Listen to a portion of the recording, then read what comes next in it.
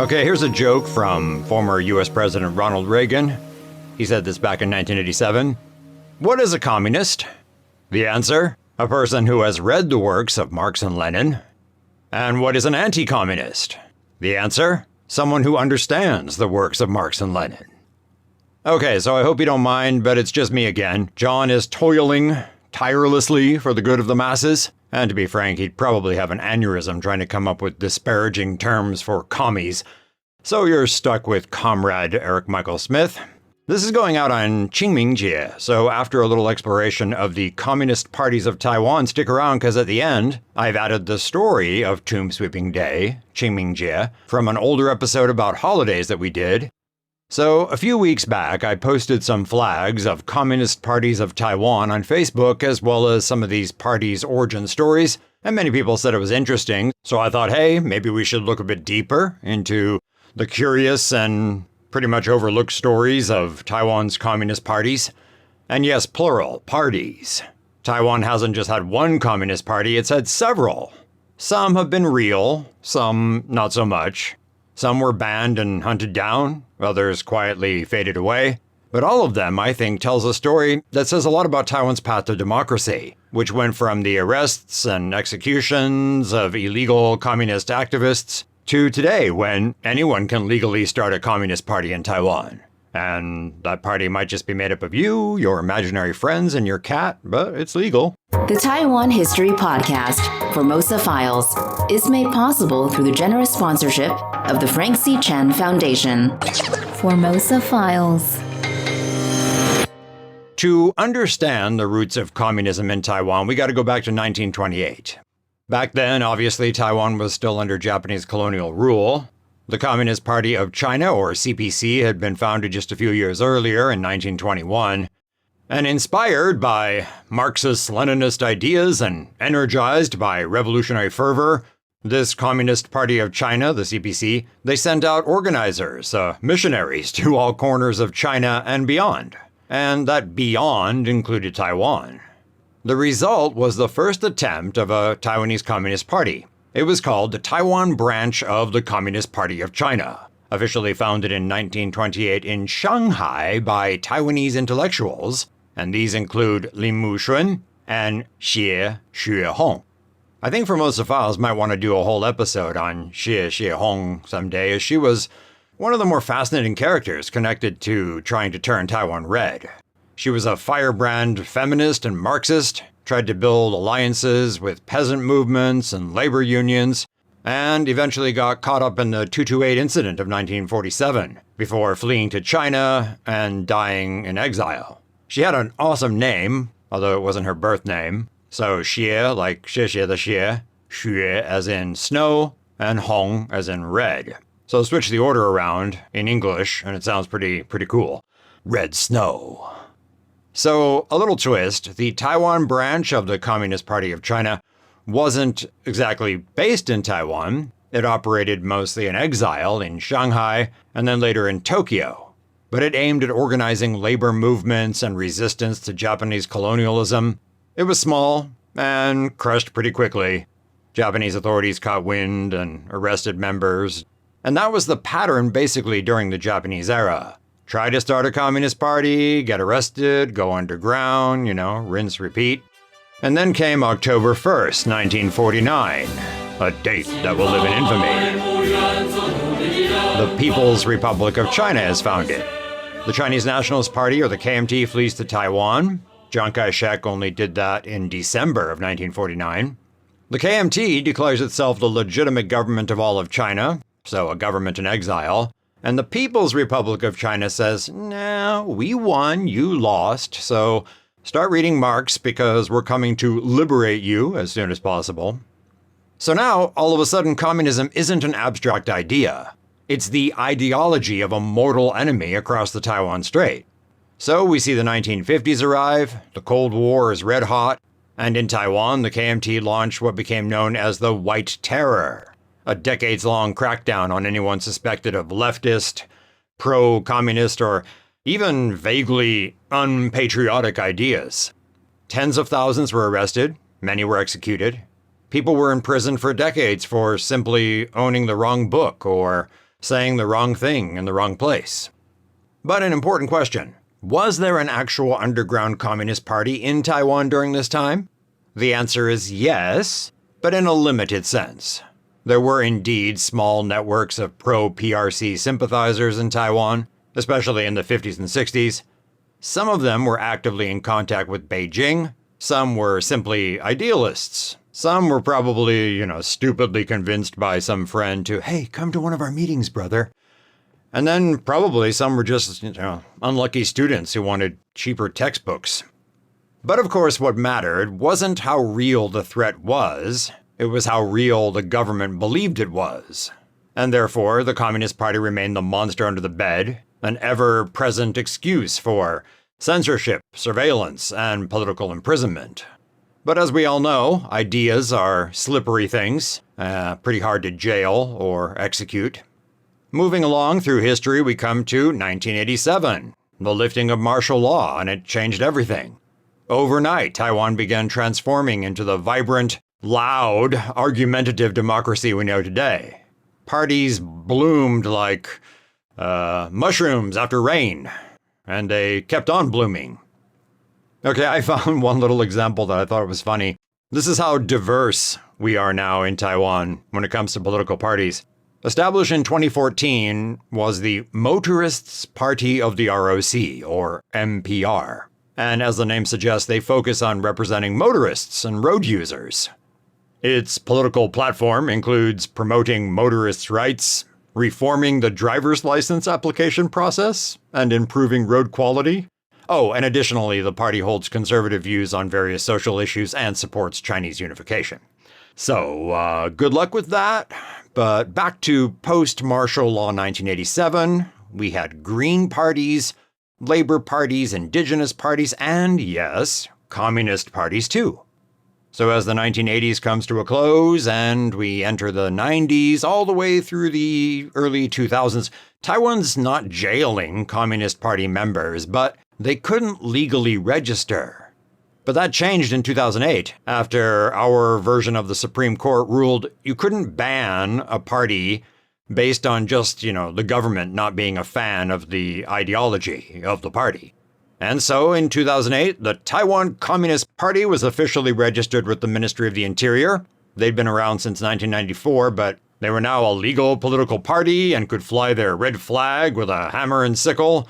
They were headquartered in Taichung and could operate without fear of arrest. And what happened? Well, people from across Taiwan began flocking to the new communist mecca of Taichung to join the TCP in droves. No, that didn't happen. The party was not popular, and it was tiny. But it existed, and I'm glad, as it represented something much larger than itself. It represented the idea that in a free society, people are allowed to believe in stupid, strange, outdated, or even deeply unpopular ideas. Also in a free society, your silly party is allowed to have a super ugly flag. I'll put images of the flags in the show notes, but one of them can't even draw the outline of Taiwan better than like a 3-year-old. It's insane. Anyway, here's a quick timeline or breakdown of those who wish Taiwan would chilai and paint the East red. So the OG was the Taiwanese Communist Party, established April 15th, 1928 during Japanese colonial rule. That was the one with Red Snow. Red Snow and her fellow Reddies were actually subordinate to the Japanese Communist Party in the beginning, but they took a pretty bold stance because they were seeking Taiwanese independence from Japan. Which was a colony of Japan. So this original Communist Party, they had a few successes. There were a couple of strikes in Kaohsiung today, but they blundered big time in the late 1920s. They started planning for armed struggle, and that led to the arrests of over 100 members between 1931 and 1933, which pretty much was the end of the TCP. Some people might give them a bit of credit for contributing to Taiwan's anti-colonial movement and their emphasis on independence, so there's that. Next, we come to the first Made in Taiwan version. Founded by Wang Laoyang in 1994, the Taiwan Communist Party is the one we were talking about just before that finally became legal in 2008. This guy Wang, surprisingly, at one point was a member of the Democratic Progressive Party, or DPP. but he spent years advocating for the legalization of his Taiwan Communist Party. And eventually, in 2008, anti-communist provisions were removed from Taiwan's constitution, allowing them to register officially. Wang's communists were a bit different, and I think Lenin would have almost certainly not approved. They were into social democracy rather than revolutionary communism. They said focus on welfare policies and democratic reforms, no armed resistance or violent revolution. You call yourself communists. Anyway, they had 2,000 members after registering in 2008, but again, failed to gain traction. And in 2020, the Minister of the Interior decided that they weren't able to follow the rules. You need meetings, secretaries, and records. All that takes time and money. They couldn't keep up, so they were dissolved. So I say thank you to these folks for fighting the good fight and getting the courts to give us more freedoms, but I won't be shedding any tears on the anniversary of their dissolution. There's really only one still active Communist Party in Taiwan today, the Taiwan People's Communist Party. Very minor political party, founded in 2017 by a businessman called Lin De Wang. The Taiwan People's Communist Party, these guys advocate for the peaceful unification of Taiwan with China under a socialist framework, whatever that's supposed to mean.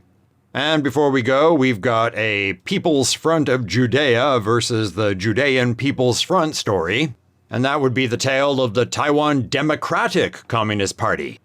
The Taiwan Democratic Communist Party, established in 2009 by Chen Tianfu, who, get this, is a cousin of former President Chen Shui-bian. And what's funny about this party is that originally, this guy Chen Tianfu, he co-founded the Communist Party of the Republic of China. But there was some fight over whether or not it was okay to put the Republic of China in the name, so he splintered and went off and founded the Taiwan Democratic Communist Party.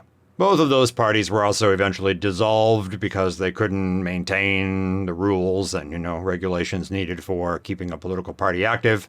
So, moving on to today, most of these parties are either inactive, or even the one that's still kicking operates in very small circles. Some face scrutiny, especially under Taiwan's national security laws, which ban collaboration with the Chinese Communist Party, or advocacy for PRC unification by force.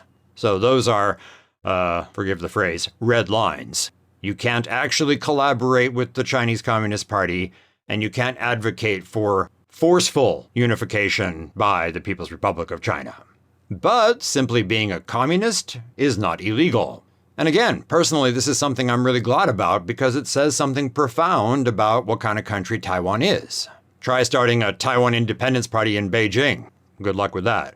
But in Taiwan, you can start a communist party. You can advocate for Marxist ideas, you can criticize capitalism, you can call for worker control of industry, and you can even fly red flags, even that really ugly, wrong shade of red one with 5 stars. This doesn't mean, however, that Taiwan is some sort of ideological free-for-all. There are national security laws, but the basic principle remains. You are allowed to believe something different, even if it's not viable, even if it's wrong, even if it's ridiculous. I've heard communism described as a noble dream, or others say a deadly illusion, a utopian fantasy. Fans maybe say it's a response to injustice. And my personal verdict, just a really bad idea. But ideas don't have to be right to be worth protecting. In Taiwan, you can be a socialist, a monarchist, a libertarian, an anarchist, or someone who thinks all political parties are a scam. And unless you're actively trying to help a foreign power invade, no one's going to arrest you for it. And I'd say that's a freedom that we shouldn't take for granted. Okay, that's enough communism for one day. Thanks for listening. I'm Eryk Michael Smith, and make sure you check out the show notes, where you will find links to all this information, links to books about Taiwan's political history, and of course, images of those really ugly flags. Next up, Formosa Files presents an edited section from an episode that first aired in 2022. The episode is called Not So Happy Holidays, Season 2, Episode 28. In this edit, we've cut out all the other holidays and stuck with the origin tale of Tomb Sweeping Day, Qing Ming Jie. And a warning, it's not a happy story at all.